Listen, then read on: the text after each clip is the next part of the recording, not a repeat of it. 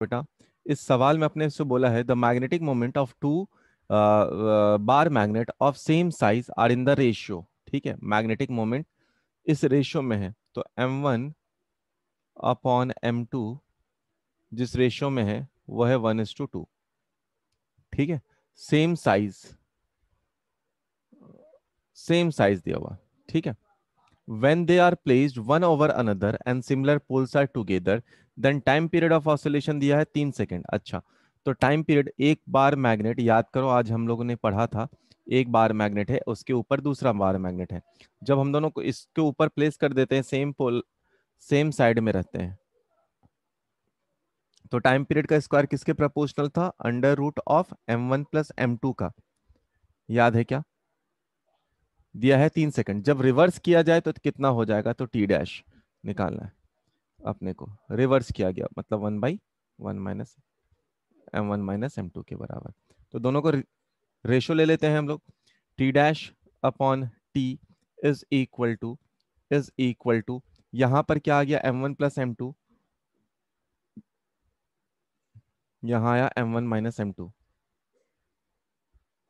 m1 की value अगर देखी जाए या m2 की वैल्यू देखी जाए, है ना, तो m2 की वैल्यू है ट्वाइस m1 के बराबर, तो इसको हम लोग लिखते हैं, ऊपर आ सकता है कितना अपने पास, ट्वाइस m1, है ना, प्लस m2। तो कितना आ सकता है, m2 की जगह 2 टाइम्स m1 लिख दें तो ये आ जाएगा 3m डिवाइडेड बाय, नीचे कितना आ सकता है, नीचे आ सकता है 2 - 1, ये कट जाएगा। टी डैश की वैल्यू कितनी है अपने पास, टी डैश निकल गया यहाँ से, T dash is equal to t × √3, और t की वैल्यू कितनी थी, 3 सेकेंड सवाल में दिया हुआ, यानी टी डैश की वैल्यू कितनी आई, 3√3 के बराबर। तो ये हो गया सेकेंड ऑप्शन इसका। इस सवाल में क्या बोल रहा है बेटा, देखो दो डिफरेंट मैग्नेट है tie together to allow vibrate in horizontal plane when their like poles are joined, जब उनके सेम टाइप के पोल ज्वाइन किए जाते हैं, जब सेम टाइप के पोल ज्वाइन किए जाते हैं, तो अभी हम लोग देखे थे सेम टाइप के पोल अगर है तो time period is proportional to 1/√ऑफ m1 प्लस m2 और दूसरा m1 - m2 हो जाता था। तो ये दोनों हम लोग लिख लेते हैं, t1 t2 प्रोपोर्शनल टू 1/√ऑफ m1 - m2। जैसे ही सेम पोल डिफरेंट पोल देखें हम लोग बात कर लेंगे। T1 की वैल्यू दी गई है और T2 की भी वैल्यू दी गई है, तो रेशियो ऑफ मैग्नेटिक मोमेंट इस बार निकालने बोला है, तो T1/T2 निकालिए। ठीक है, ट्राई करें, तो ये आ जाएगा 5/15 इज इक्वल टू दोनों को डिवाइड कर दिए हैं, तो यहां पर आ गया होगा m1 - m2 upon m1 plus m2, m2 को कॉमन लेकर कट कर दो, स्क्वायर कर दो, ये आ जाएगा 1/9 इज इक्वल टू, स्क्वायर लेकर कट कर दिया, स्क्वायर कर दिया है, m2 को कॉमन लेकर कट कर देते हैं, तो यहाँ पर आ जाएगा m1 divided by m2 -1 divided by m1 plus divided by m2 +1। अब इसको सिंप्लीफाई करो, m1/m2 अपने को निकालना है, m1/m2 अपने को निकालना है, ट्राई कर लीजिए। देख बेटा, इस सवाल में अपने पास बोला है इट मेक्स 20 ऑसिलेशंस पर मिनट, 20 ऑसिलेशंस पर मिनट, 20 ऑसिलेशंस पर मिनट, ऑसिलेशन पर मिनट या ऑसिलेशन पर यूनिट टाइम का मतलब क्या है, ये फ्रीक्वेंसी दिया है ना, और अपने पास where the dip angle is 30 degree. ठीक है, चलो देखते हैं, अपने पास टाइम पीरियड इनवर्सली प्रोपोर्शनल था 1/√BH, और BH को हम लोग बोल सकते थे under root of B cos theta, B cos del. ठीक है, जो हमारे पास डिप एंगल था आया, चलो बहुत बढ़िया, बाकी बच्चे भी ट्राई कर लो। तो हम लोग यहाँ यहाँ क्या दिया, नंबर ऑफ ऑसिलेशन मतलब फ्रीक्वेंसी की बात की जा रही, तो 1/20 इज प्रोपोर्शनल टू 1/√ऑफ B cos डेल, है ना, और दूसरे,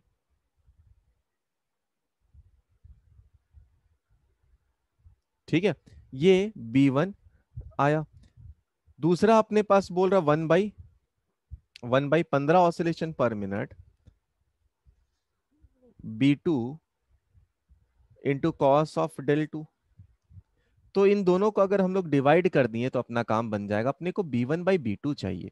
ठीक है, तो हम लोग क्या लिख सकते हैं, 20/15 is equal to is equal to, इसको अंडर रूट को पूरे की तरफ से रख लेते हैं, b1/b2। एक है कॉस कितना डिग्री, 30 डिग्री, और दूसरा है cos 60 degree, cos 60 degree, cos 60 degree. इसको 4, ये 3 से गया, ठीक है। तो स्क्वायर कर देते हैं, 16/9 आ गया, is equal to b1/b2। Cos 30 की वैल्यू √3/2, कॉस 60 की वैल्यू 1/2, दोनों कट जाएगा, √3 बाकी रहेगा, यानी b1/b2 आ जाएगा कितना, 16/9 √3। ये हो जाएगा अपना आंसर, ठीक है। देख बेटा, ये सवाल में बोल रहा है the length of bar magnet is very large as compare to width width and breadth. Time period of oscillation दिया हुआ है अपने पास 2 second. The three magnet is cut perpendicular to length in equal part. याद करो बेटा, equal part और time period शायद पूछा होगा, 3 part, and placed on each other, okay, with their like poles together. Then अपने को बताना है time period of this combination. Try करिए। एक बार मैग्नेट है जिसको कट कर दिया गया है, और कट करने के बाद 3 सिमिलर टाइप के पोल को एक पे रखा गया है, ठीक है। अब अपने को टाइम पीरियड बताना है, ट्राई करो। इस सवाल में देखो बेटा क्या बोला अपने पास, टाइम पीरियड था इनिशियल 2 सेकंड, अब इसको तोड़ दिया है।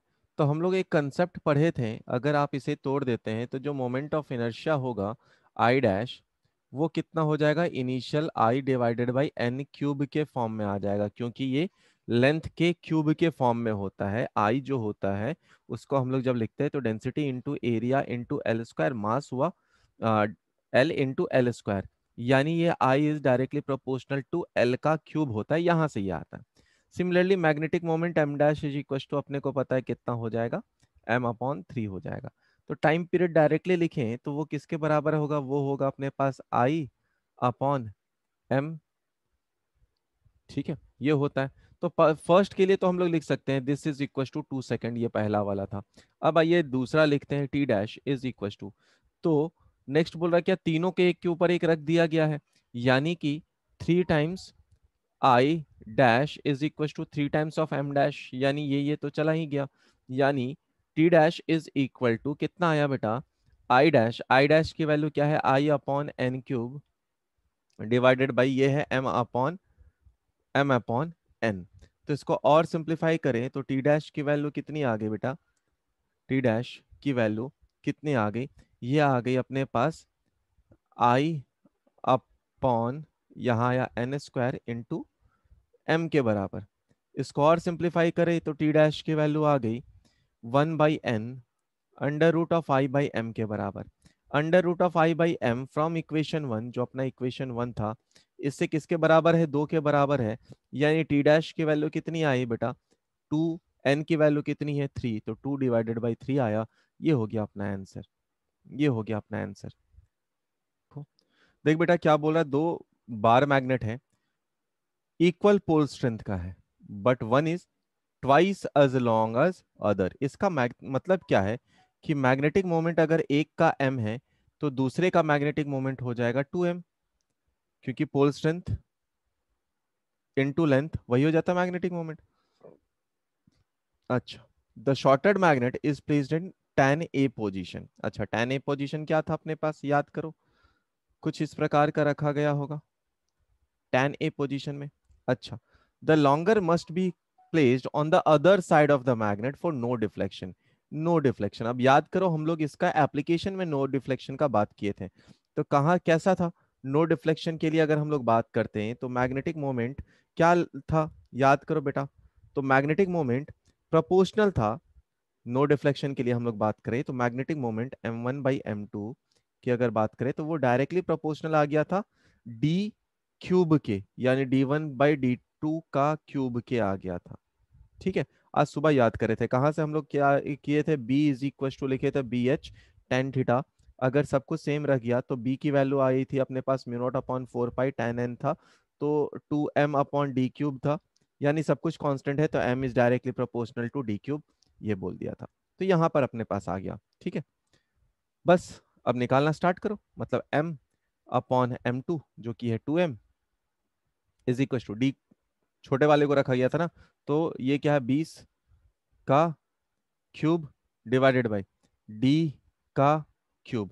तो अब सबको सिंप्लीफाई कर लो, है ना, सबको सिंप्लीफाई कर लो, ये कट कट गया, डी की वैल्यू आई 22 का पावर 1/3।